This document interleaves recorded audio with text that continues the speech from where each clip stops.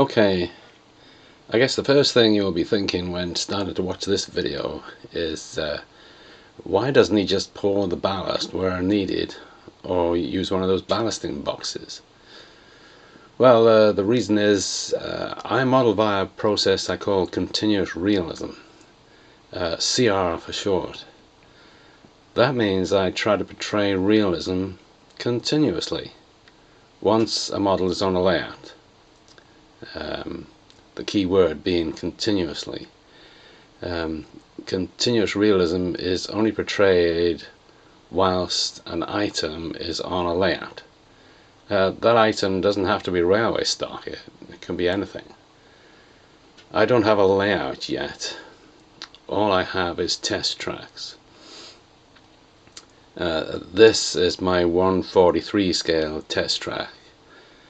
And my view of a test track is that it is for testing how you will operate on a scenic layout.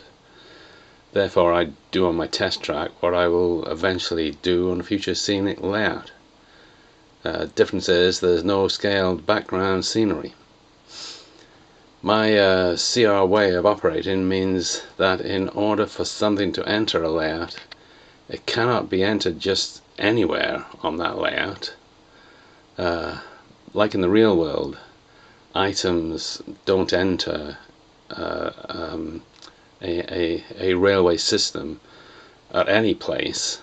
For instance, a rake of coaches would not enter a railway system at a station platform. They would arrive on a railway system at a certain place and then be made ready for use and transported to a station by a locomotive.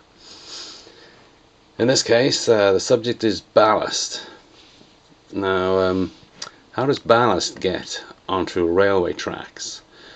It gets there via wagons, which have been filled up at a certain place on the railway system that stores the ballast.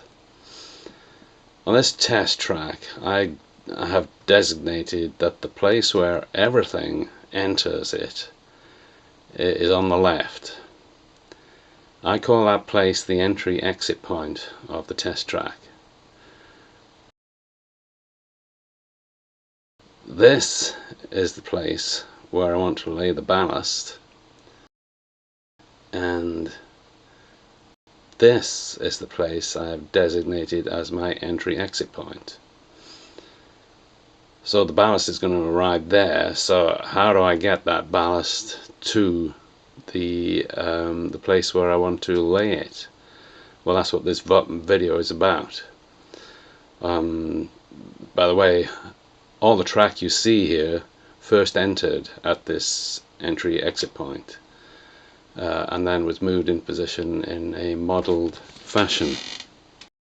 The modelled or prototypical laying of track I will show in another video sometime. So the next question is, how does the ballast arrive at this entry-exit point?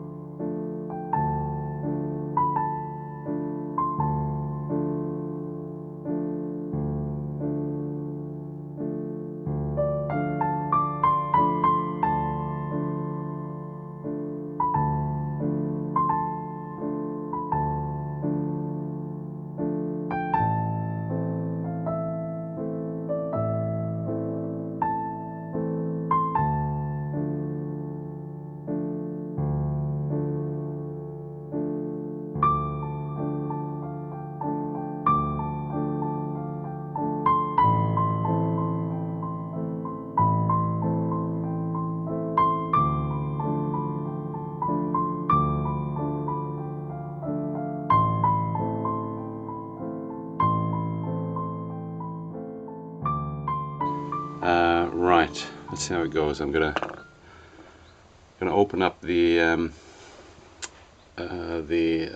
side of the wagon.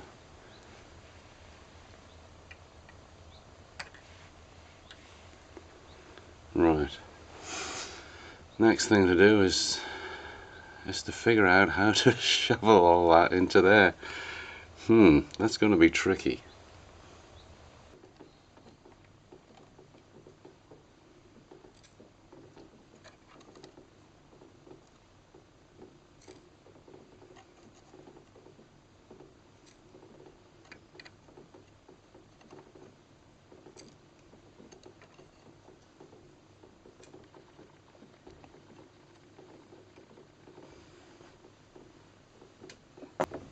Okay, I've filled up quite a bit already, and I filmed it, but then I had an error, and something went wrong. It didn't record it, so I had to do it see if it works okay this time. Right, let's carry on, and let's speed it up.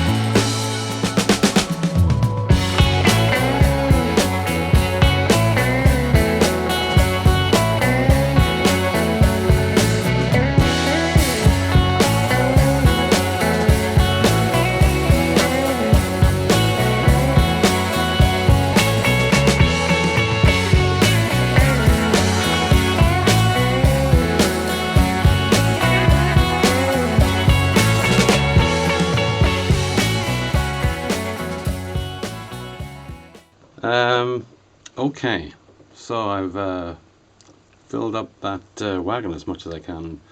As you can see, I've tidied up a bit here using this brush. Now I think I need to tidy up around here. You can just imagine that he's using a brush. Well, like I'm going to use the brush, but tidy up around there. Get these out of the join there, and I'll be able to close it. There's always one, isn't there? Come on out of there, you.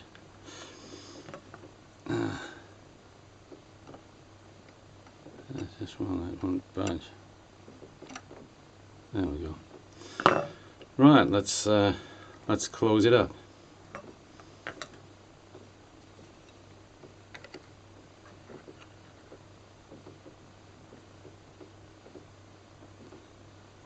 Won't close.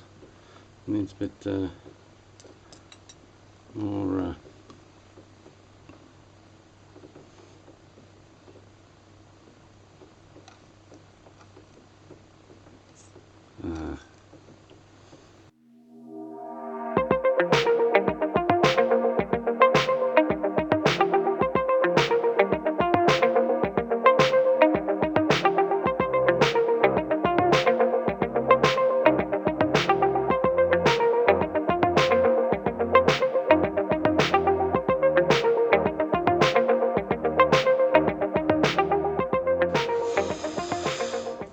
I think I've done it.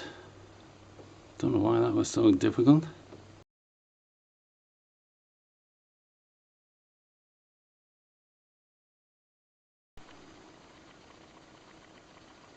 Okay, time to move this. Take the ballast over to the point. Right.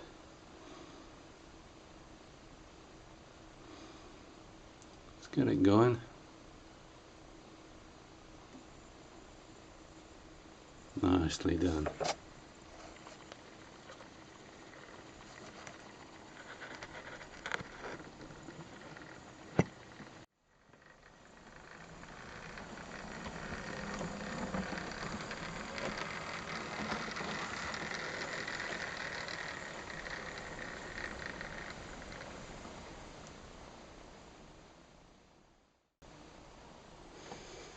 Now, I want to drop this load. Oops. Oop. Stay there. I want to drop this load on here, on the track here. But I've only got a side door here. And dropping it down here, I got a groove down here.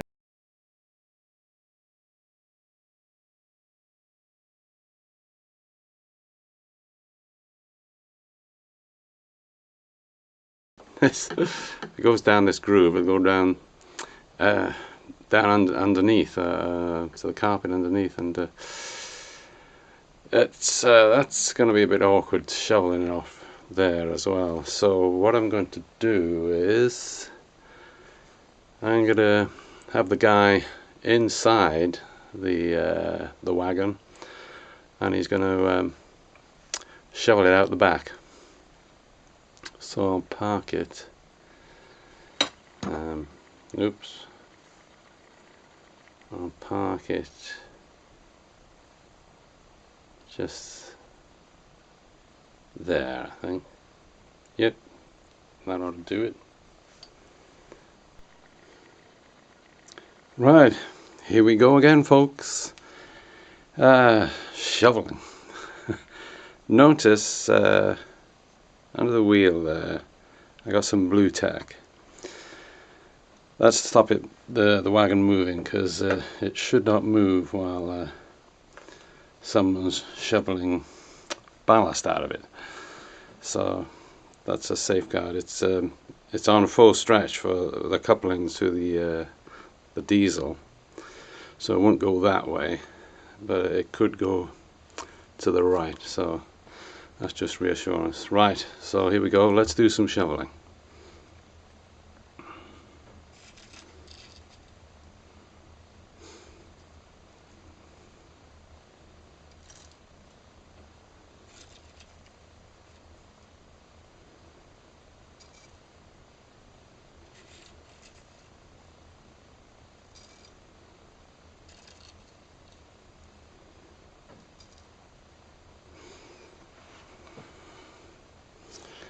Alright, I think I better put some blue tack under the front wheels.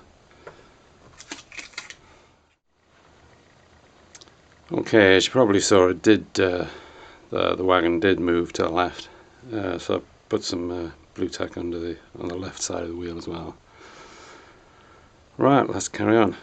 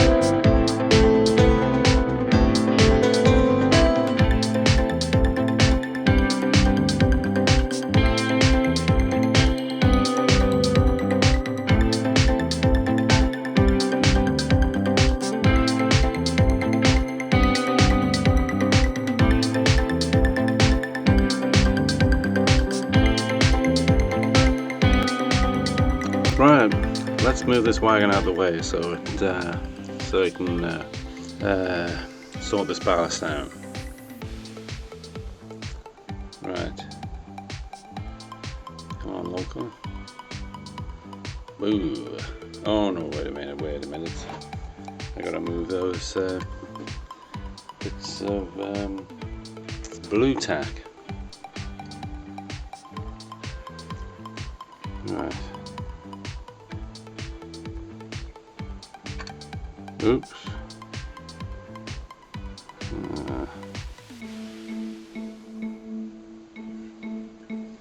Right.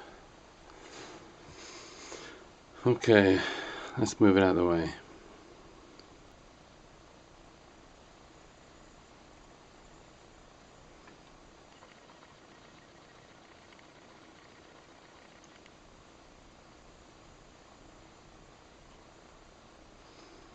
Right. Will do. Alright. Let's do some more shoveling.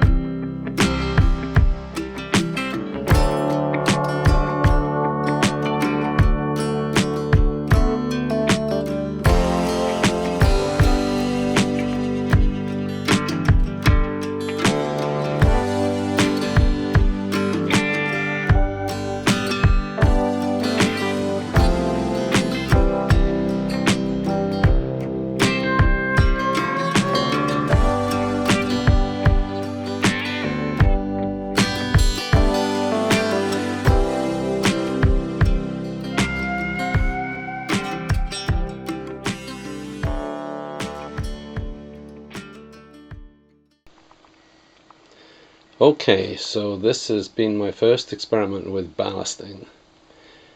Using a shovel is plainly a long-winded way to go. It would have been quicker unloading the wagon if I could have used the side door. But it is still a long, drawn-out process. But I had to test it.